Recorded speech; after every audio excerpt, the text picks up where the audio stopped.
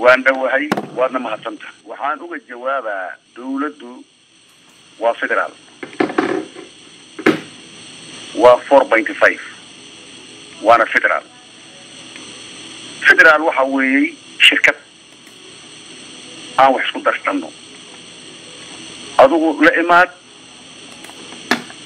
qaybtaada aan la imaado aan wax isku darsanno shirkad inay wax isku darsatay shirkadda asaga ma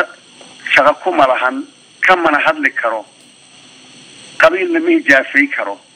qabiilna ma caay karo qabiilna wax kama sheegi karo ijaafada iyo qabiilka uu caayay waxay gartaan waana lagu la xasuusan doonaa taariikhda inuu geli doontaa hadii alla qadaro insha Allah waa tahay bal ijaafada iyo waxyaabaha kale ee aad ku dhaliilayso wasiirka maxay iyagu yihiin maxay soo ku qotomaan garaad waxa weeye qofku inuu heer wasiir haduu gaaray inuu wax fahmaa loo baahan yahay haye waxaan ka xumahay asiga gaashaandhig waxa kama quseeyaan haye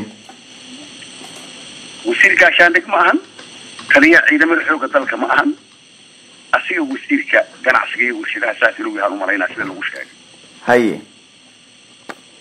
wixii ganacsiga iyo warshada ku tacalluq inuu ku akaaro saasay hadiga ku habooneed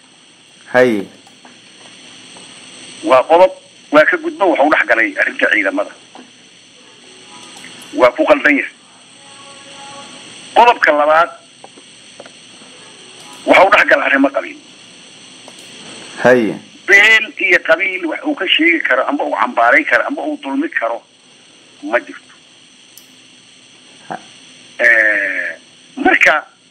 inuu arrimo ciidan galo oo arrimo militaar galo amba oo arrimo qabiil galo waxaan u arkaa inay tahay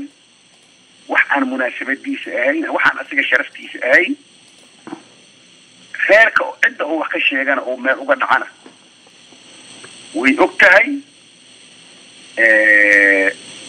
waxaan lagu qori doonaa buuga lagu qorayaa hadalladaas wax la hilmaami doona ma kay teegina hadalladaas waa tahay wasiirka waxa uu ka dhawaajiyay in la baarayo dadka ciidamada kaga saaraya furimaha dagaalka bal haddii aad ka garaad ahaan cabirto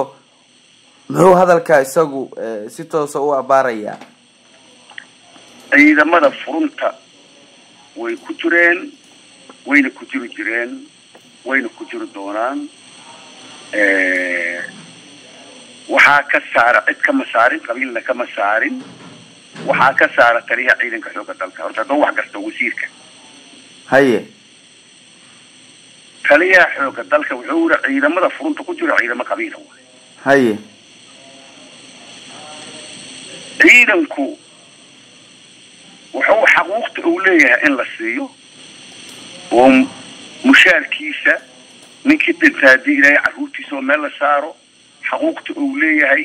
waxa uu leeyahay markii loo dhameystiro askari dhameystir laga dhigo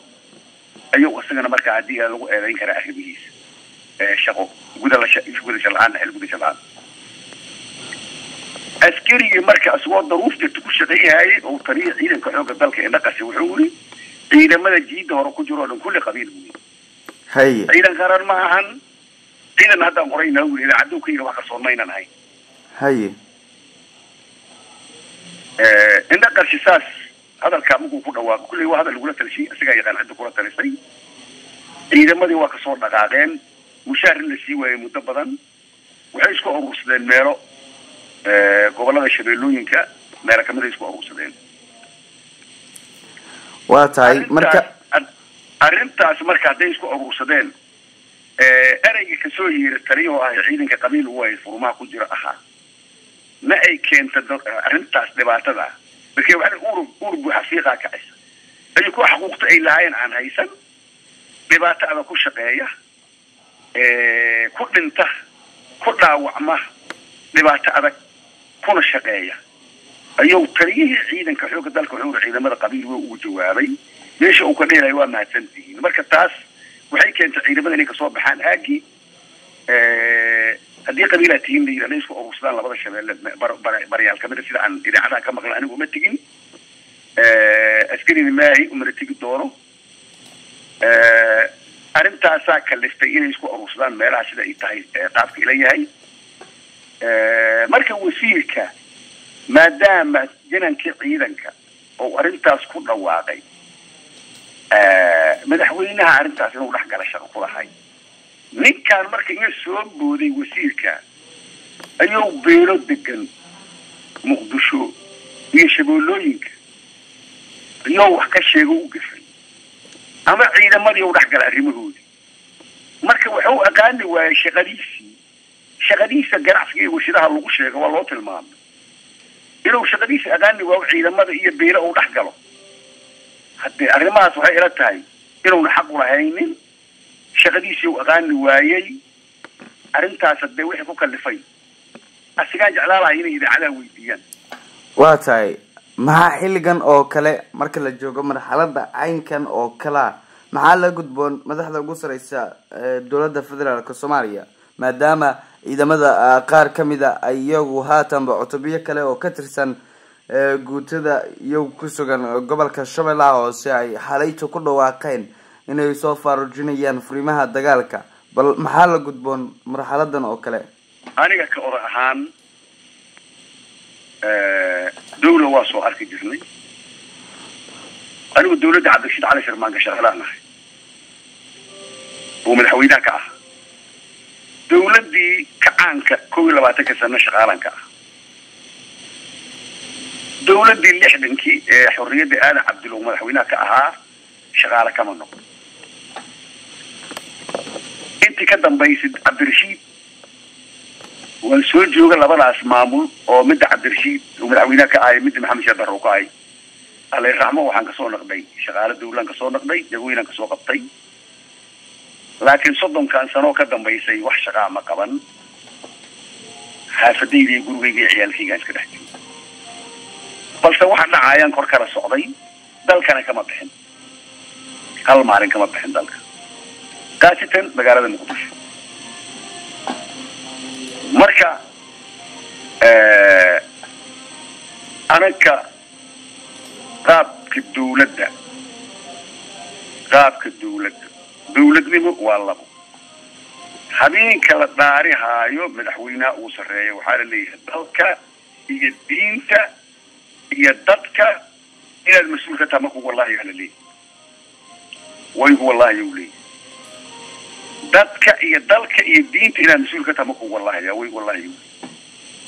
dadka oo mas'uul ka yahay waa raaska moodada raasay inta ka dhaxay Soomaaliya ku jirto iyo kuwa dibadda jira wax Soomaaliya ku artaysa haye iyo dalka xaduudada Soomaaliya iyo diinta kitaabka Quraanka inuu mas'uul ka yahay Soomaaliya oo ku haga diinta Islaamka nidaamkaas oo ku dhaarta nima ka dambeeyo magacaabo bari maneestka iyo wasiiradii waxaas hadda hadafku أنا وصلوا كلام الله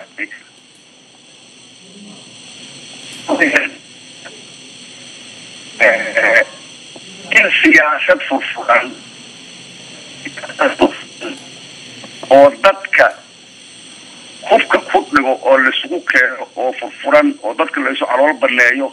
اللي يمادين ولا جرب على الدولة أو من هويدها جميع فرماج هذا اللي ما ويا سياسة فرفران waxaa laga rabaa inay military awood military ku maqooniyaan xoog qofku uga dhigaan dadka isu wara keenan hadii meesha xoog military la waayay